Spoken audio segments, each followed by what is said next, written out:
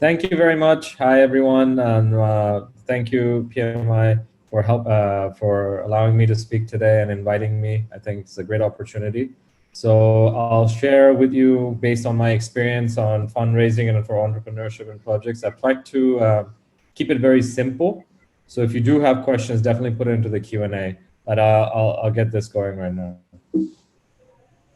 So, I mean, one of the first questions that you need to ask yourself is why are you fundraising? What is the purpose? And I think a lot of people forget to ask themselves why. And sometimes a lot of people think, hey, other people are fundraising, I should go raise capital. It's like a trend, and you tend to forget and ask yourself good questions. And so I tried to list down questions that you need to preliminary ask yourself before you start thinking about fundraising and the purpose behind it. And these are some of the questions that I think is very important. First of all, ask yourself, why do you need the money? I mean, what is your plan with that money? How are you going to utilize that money? Is it like to, hey, I want to raise $1 million. It sounds great to raise $1 million, or do you need $1 million and $200,000, or do you need only $356,000? It's really important to understand why you need and what you're going to do with that money. And this is something that a lot of founders or entrepreneurs forget, and to really detail it out and then planning how to utilize that money. Sometimes we forget is, we get a lot of money, or we think about getting a lot of money, and we forget to think that, hey, I can use this money for this purpose, or I can potentially hire a co-founder, a tech co-founder, or whoever it is on equity and not have to give that cash. So I need to raise less money. So these are some of the things you have to start thinking about. And then the most important question that I think a lot of people forget or don't ask themselves is, how will you return that money? If it's debt that you're raising, how will you return that debt? You have to make profit and return it. Or if you're, getting equity money from investors also want their money back. The reason why they're investing in you is to make more money. So you have to really think about and ask yourself these questions before you go on. And then how will you make the capital work to make it work for your project in the most efficient manner? I think that's very important. Using $1 to go $3 is a lot better than versus using $1 where you're not getting that much return. So it's very important that you start with a plan and start writing down, even on a notepad. And I keep stressing this, and I'll keep stressing this throughout the presentation, is think.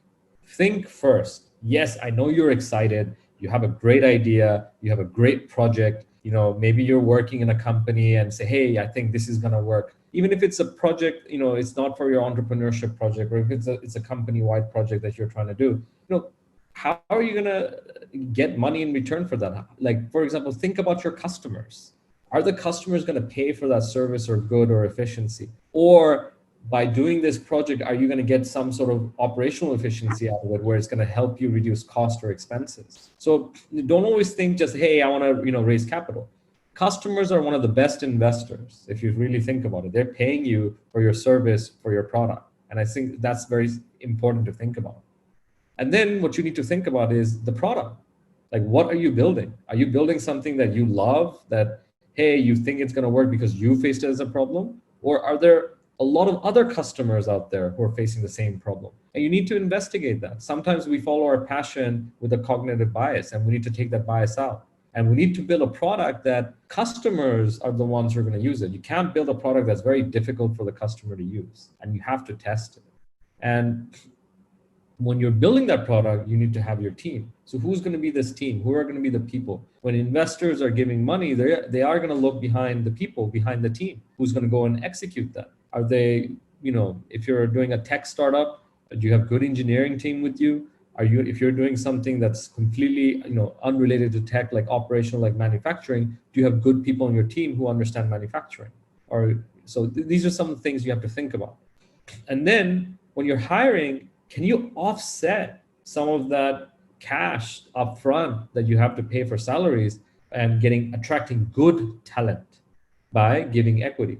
Now, remember, talent is very important. Sometimes when we have cash, we would think, hey, I can get away with hiring someone for this much money. I don't need to worry about it. But to attract good talent, you can go far in your company. It's attractive. as a team, attractive for entrepreneurs. And when it comes to execution, they'll make a world of a difference. You get a huge value. So you need to start thinking about how to value people and for their service and how much they're worth.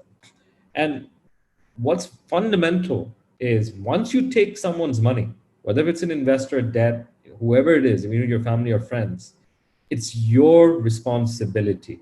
You've taken that money, that means it's your responsibility. It's on you.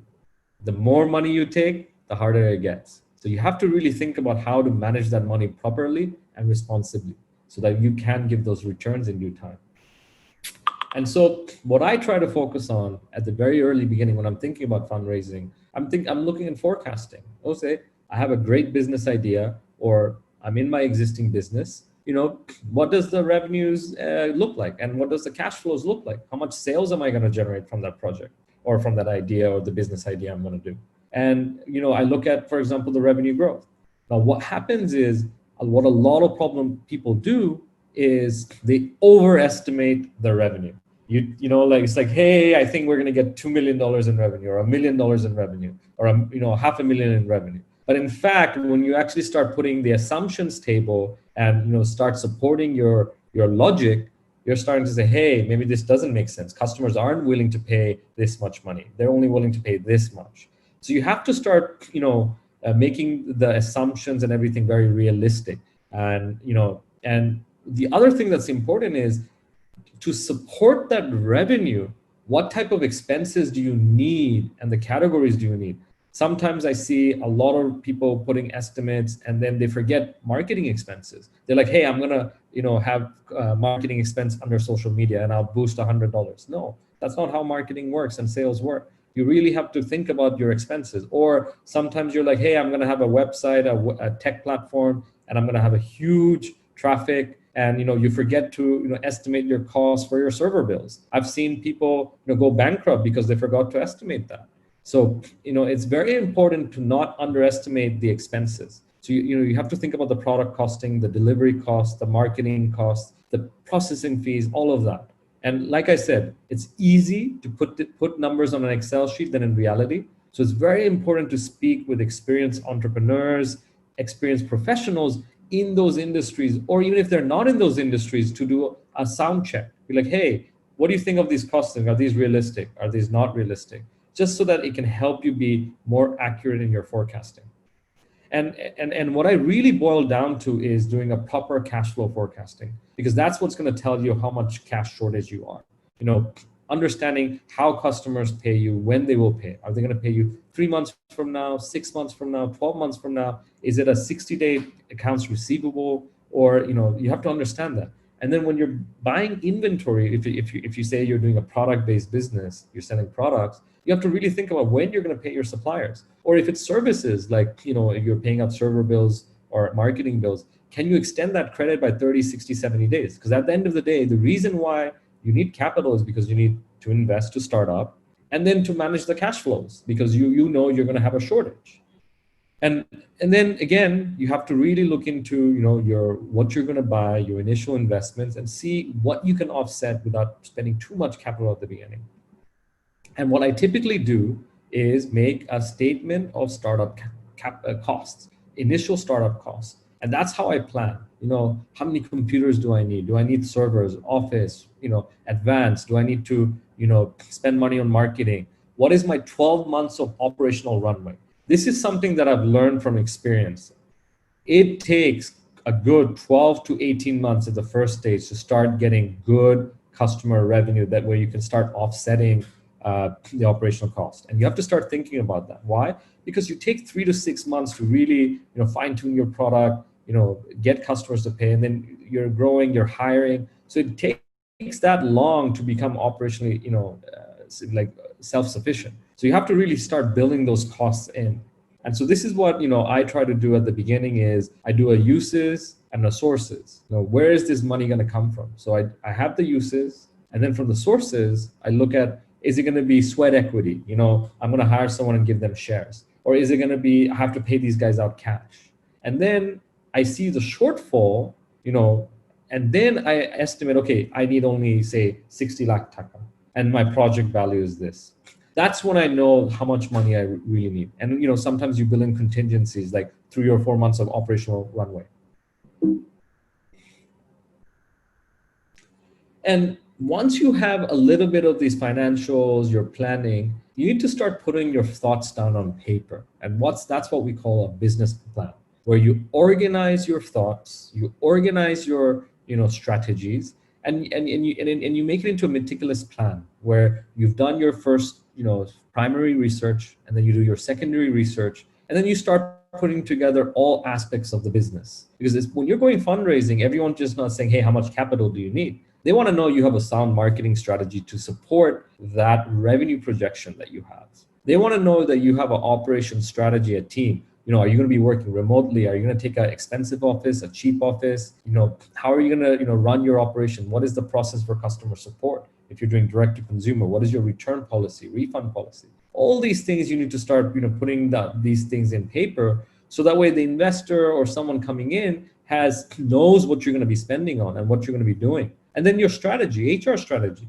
How are you going to hire people? Who are the talents that you're bringing in? Sometimes we look for shortcuts. You can't do shortcuts. If you're doing a tech platform, you need to make sure the programmer has the right skill and the experience to build what you want. Yes, you can hire someone, who claims, but you need to have that process. Are you going to test them? Are you, like, for example, they claim to have this skill set, but once you hire them, you're like, oh my God, this didn't happen. So what is your interview process? So these are some of the things, again, that you need to start putting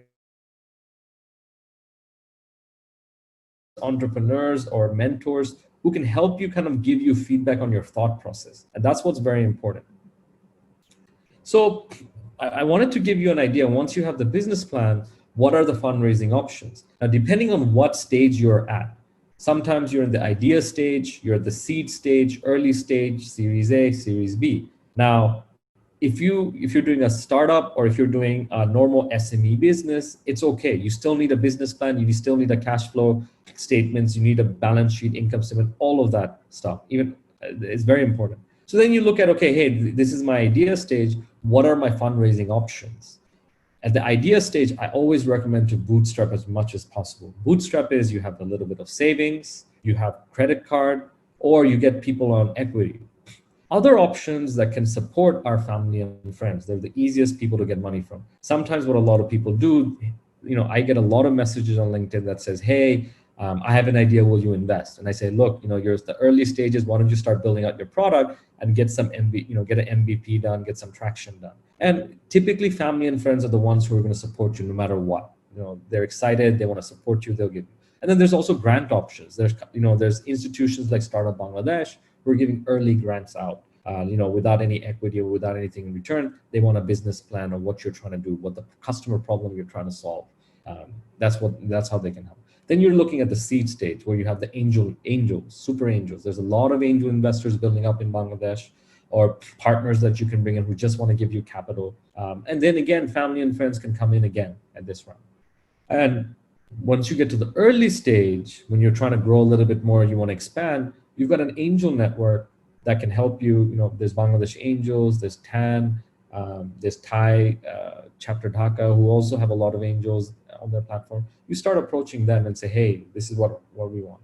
Or there's sometimes a lot of VCs who want to give you, early stage growth capital. There's IDLC VC Fund 1, there's SBK Ventures, there's Pegasus Ventures. So there's a lot of VCs that can also support you. Or you can go after SME loans. Now, SME loans have different requirements. If you don't have collateral, there's a certain limit, of how much money they can give. If you're in the tech sector, you've got, Basis, they have a deal with Prime Bank, or you have IDLC who also give out, loans without collateral. So those are some early stage.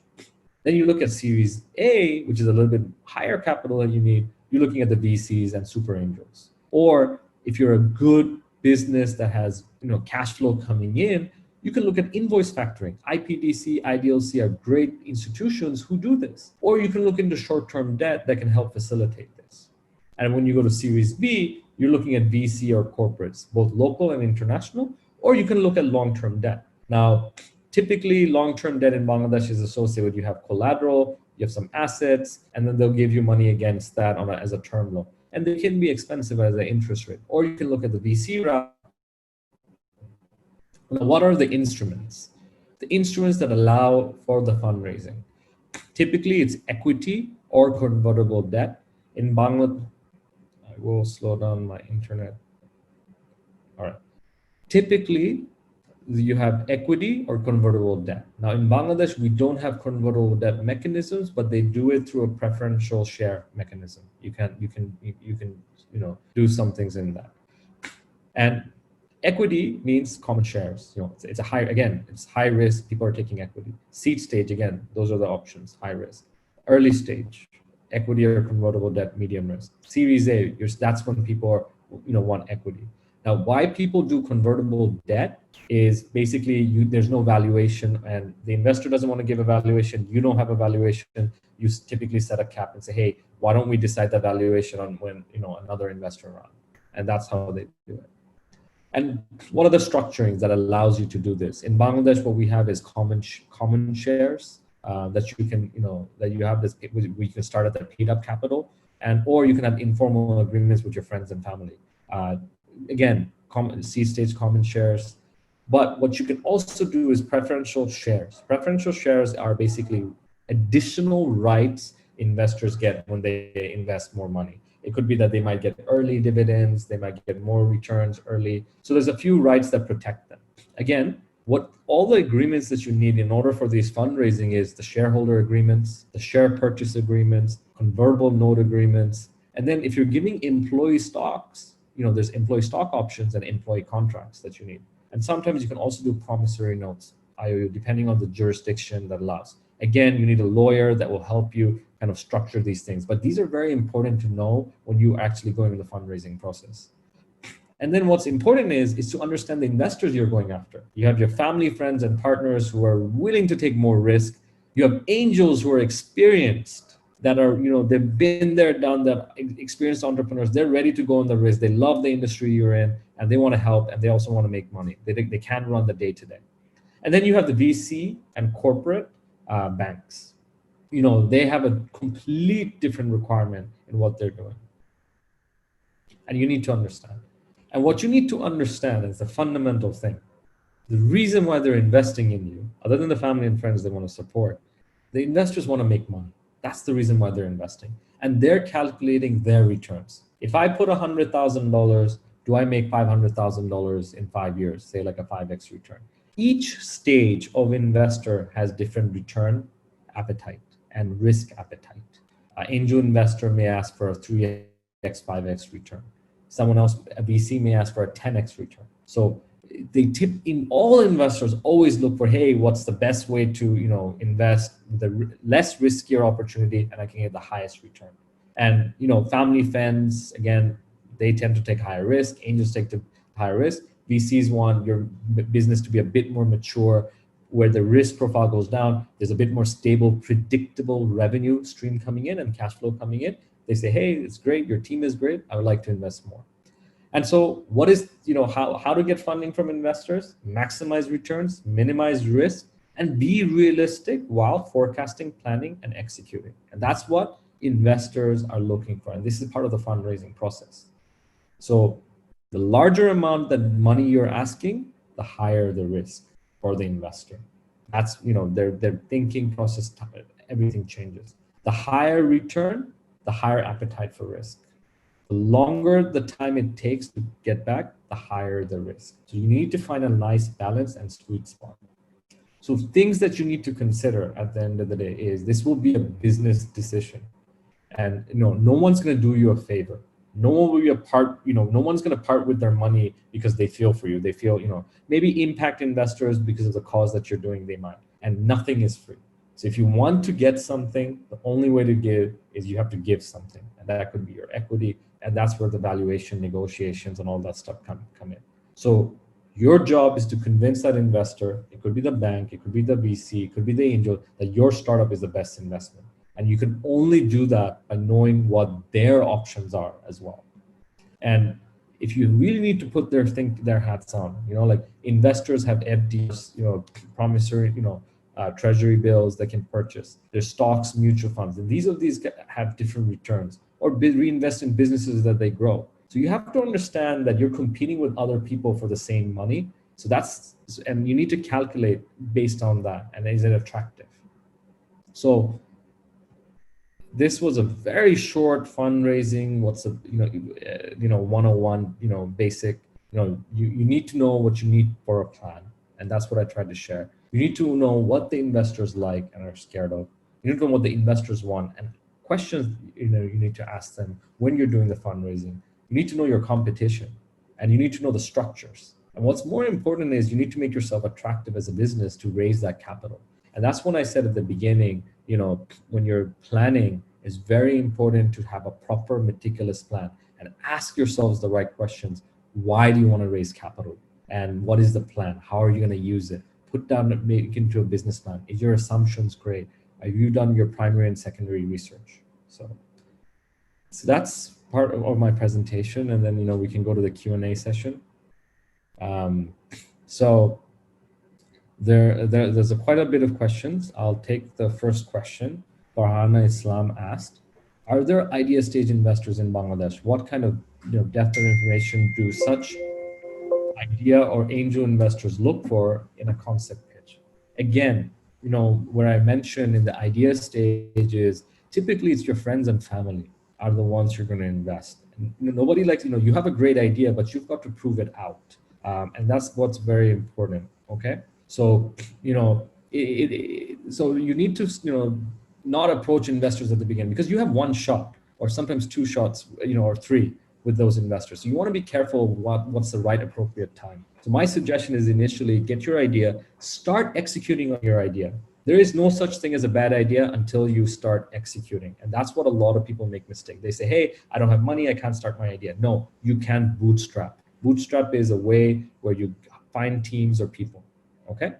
So that's the way I say it. Sometimes there might be some angel investors who love your idea. You have a great track record. For example, you're a corporate professional, worked in Unilever somewhere, or you've done startups before. You have a fantastic track record. You have got a great idea. They might invest with you. It all depends. But again, Bangladesh is new to investment, angel investment, so it's going to take some time. Next question, AFM Tamjid Hussain. He asked, could you please illustrate how we can integrate best strategies for fundraising with long-run project with practical example? Now, I don't understand the meaning of what is long-run project. Every project, every business is different. The requirements are different. And what you need to do is, again, make that plan. Why do you need the money? How are you going to utilize that money? How is that going to help you get more revenue? Again, the fundamental of all projects, whether it's long run, short run, medium term, whatever it is revenue, your expenses, and your net margin at the end of the day. From the net margin is how you're paying the investors back, whether if it's a dividend or if it's, you're paying out royalty fees from your revenue share, or you get it enough valuable where people can purchase your company, meaning another company wants to purchase, and that's how you get your X returns. Okay. So I hope that helps you, explain, especially at the beginning when I went through those plans, you really need to figure out and do that forecasting properly. Then we have our VP Prasad. For startups, what are the top 3 financial factors to consider to start new business?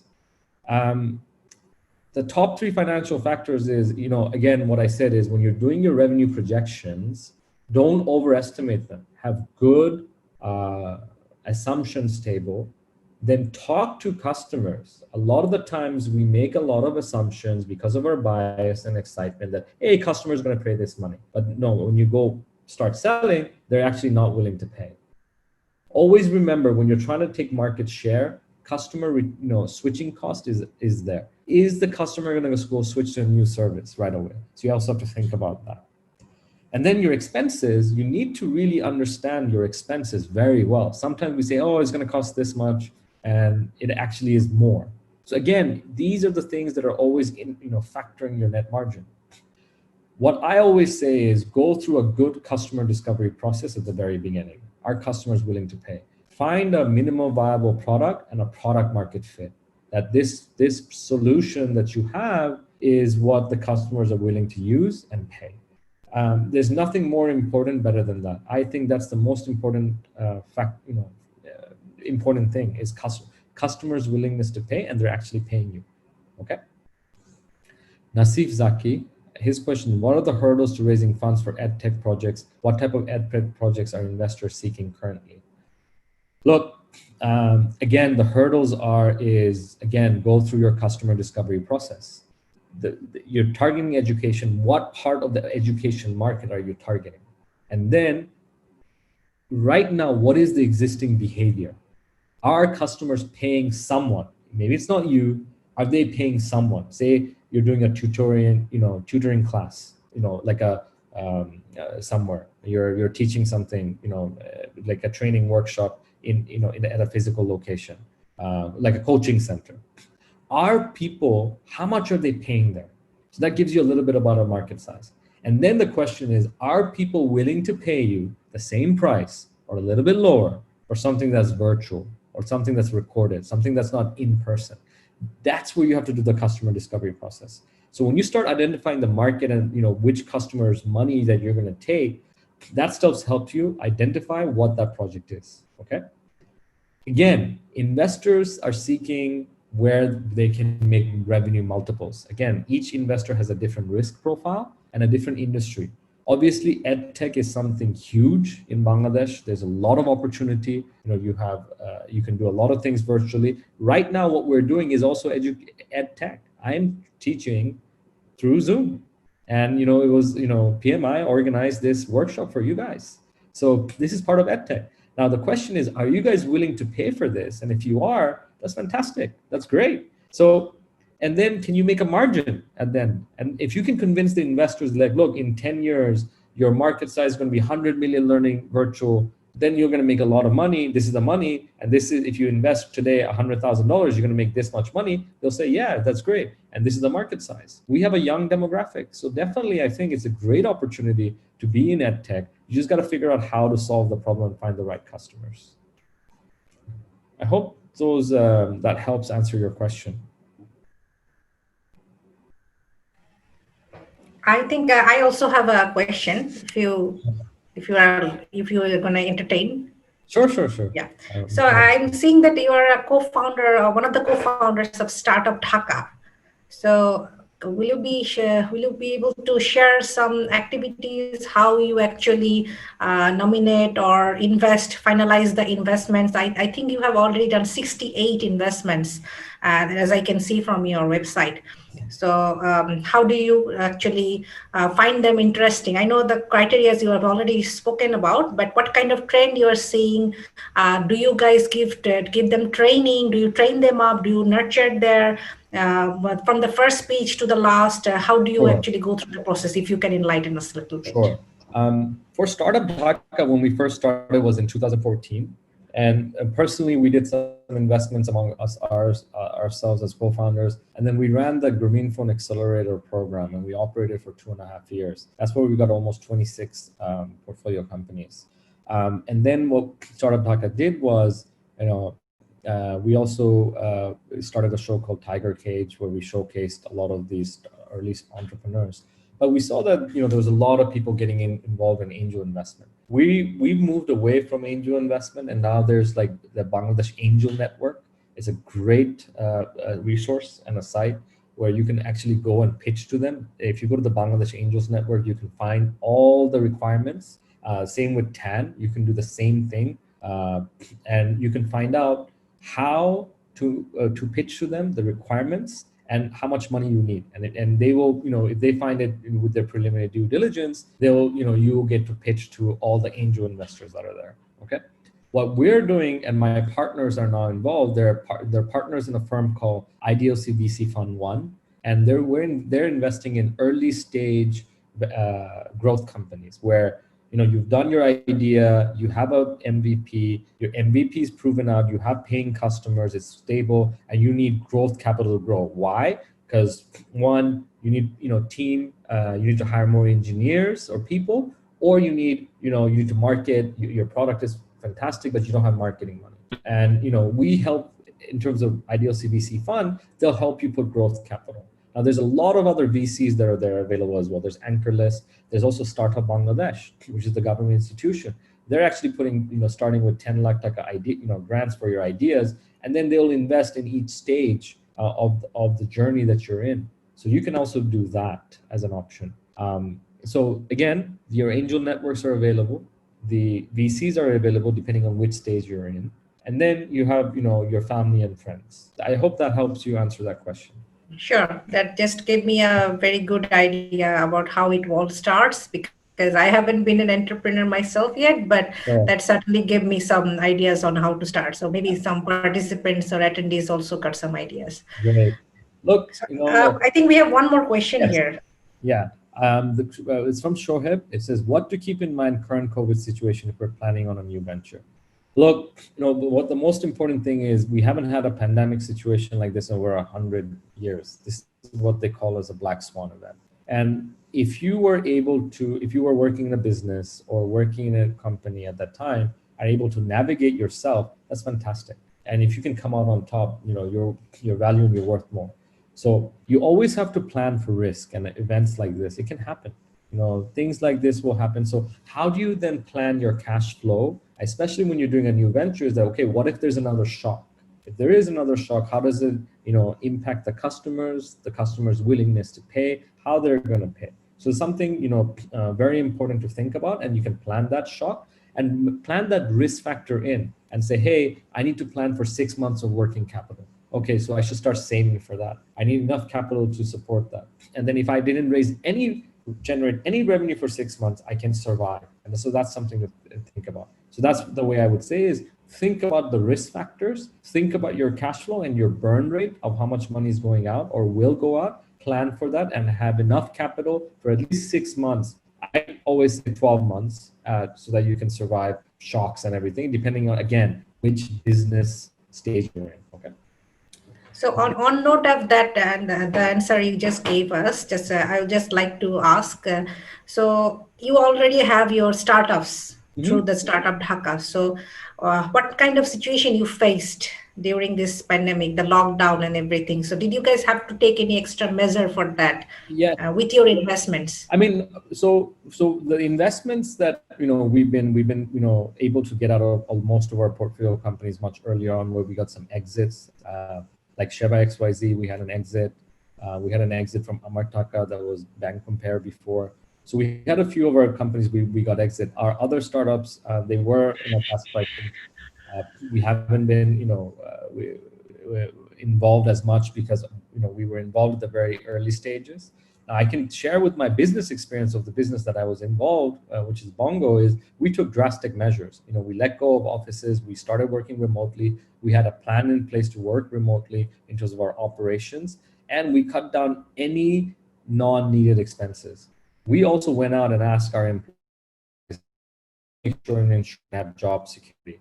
We don't know what the business is going to happen. And this is the 6 months forecast. We've taken a massive dip. Will you be willing to be a part of our journey to cut down the expenses? And everyone volunteered because we were honest, we were transparent, and we were giving all the regular happening and how we were able to manage. And we came out on top.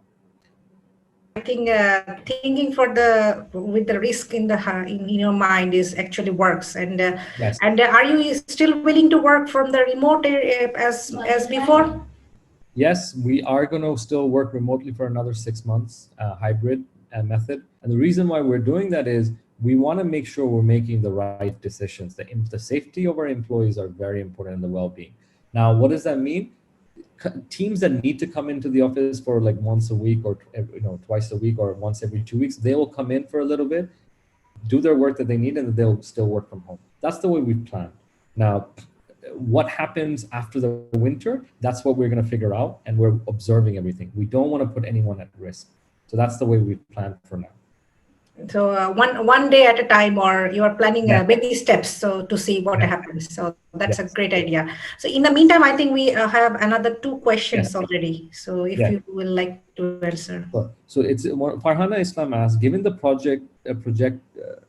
projecticized nature of startups, is any formal collaboration possible between the PMI BD chapter and the burgeoning community of local investors you're a key part of? Is this possible? How can we initiate a dialogue for building the bridge? Fantastic question. I'm part of the Thai Dhaka chapter. Thai, as a global organization, is an organization based out of Silicon Valley of successful entrepreneurs and professionals who formed this organization to give back, to support upcoming entrepreneurs. So as part of our mandate is to foster entrepreneurship, networking, and showcasing. So we definitely would love, part of TIE to, connect with PMI and do an MOU, and, where we do have a lot of local investors as part of our community and charter members. So we can facilitate that showcasing for great ideas. Will work with the Bangladesh Angel Network and TAN as well, and to ensure that the idea is getting showcased in the best way to all the investors that are interested. So definitely that's a great idea. Please do get in touch with me afterwards.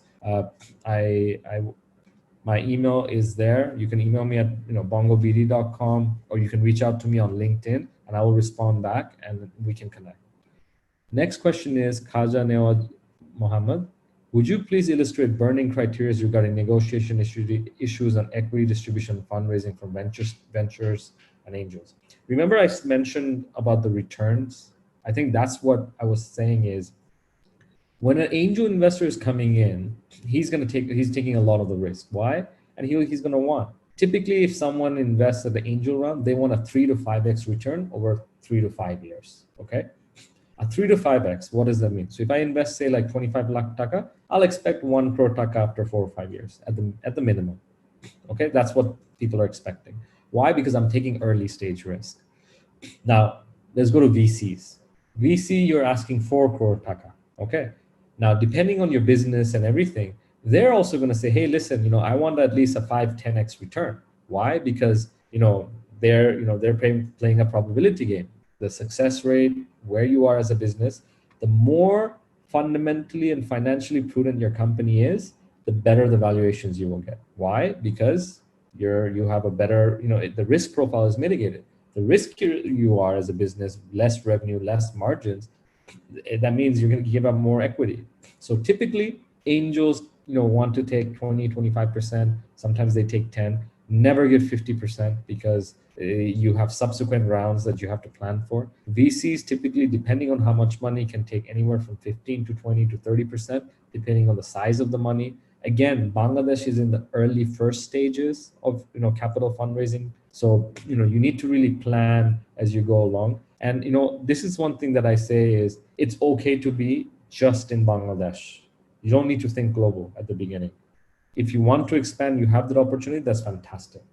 And when you're thinking just Bangladesh as a market size, that's how you have to start planning your valuations and doing all that. Sometimes we see very ridiculous valuations. Someone's like, oh, I've got an idea stage, I'm worth 10 crore taka. Okay, you give me 25 lakh, I'll give you this much. And we're like, it's okay.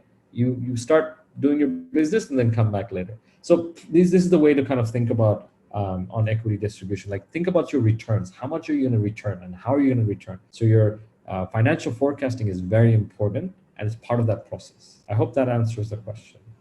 I think, yeah, that pretty much suffices the whole thing.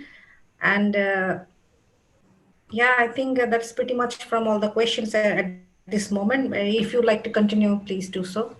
Sure.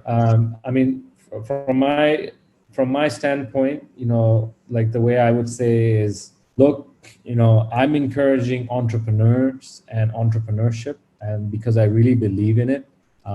This is a great time now because you have a lot of investors, tech businesses are growing. We've had a lot of professionals working in multinational companies with immense experience. And I think, some of these professionals you can, start, creating ventures with. And why do I say that? Is because of their experience. They know the business, they know the industry, they know how to hire, they have a network. So I really highly encourage, partnering up with, up and budding entrepreneurs who have the energy, the passion, and to take that plunge. If you have enough savings for a year, 2 years, and you can take that risk, it's a great time. There's so many problems to solve in Bangladesh. Problems means abundance of opportunities.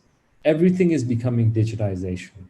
You look at Bcash, look at Bongo as a company I work with. We've been able to make this small screen into a TV. We reach over 100 million unique users a month across Bangladesh and globally.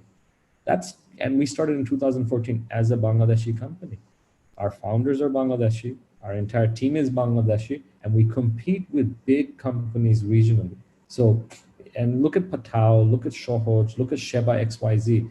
He was a professional, worked in various multinational companies, and he took the plunge. Yes, he had to rewire his brain and thinking process from working in a corporate way. Sometimes when you get into a startup, you need to be very flexible. You need to be adaptive, iterative. You need to be able to change. And I think that's very important and part of the process of entrepreneurship, and the tenacity you need and the passion. Yes, you also have to be financially prudent. That's why you get good financial controllers as part of your team early on, good CFOs, and if you're and what's very important is having a good sales and marketing person as part of your team. So I really do think right now is the time where we need good founders to start good companies where you can make money, profit, revenue, and get a lot of customers. So I highly encourage, start thinking, and once you have an idea, start implementing it right away. Prove it out to yourself, prove it out to your friends and family, get some traction, get some paying customers, and then go raise some capital. And I think, with, where Bangladesh is today, I truly believe that, we're a country where entrepreneurship is in our blood. And I think that can change the face of this country globally. And I think we will be able to do that. So thank you very much. If there's any further questions, please feel free to add me on LinkedIn or email me. I always try to answer as many questions as I can. And look up for Thai chapter Dhaka activities. We will be ramping up in the next quarter to participate around entrepreneurship. So thank you.